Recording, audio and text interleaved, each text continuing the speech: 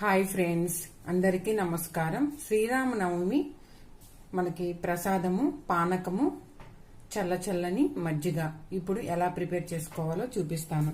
మనం ఒక బౌల్ తీసుకోవాలి, అందులో మనము తరిగిన బెల్లం వేసుకోవాలి.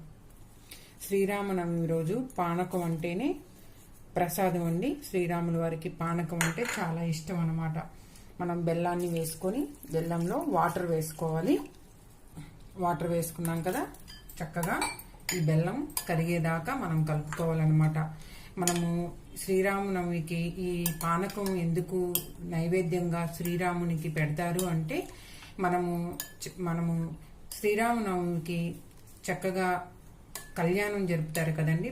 భద్రాచలంలోనైనా ఏ టెంపుల్లోనైనా శ్రీరామనవమి రోజు కళ్యాణం జరుపుతారు కదా. ప్రజలందరూ వచ్చి ఆ కళ్యాణాన్ని తిలకిస్తూ ఉంటారు. శ్రీరామనవమి అంటేనే మంచి ఎండల టైం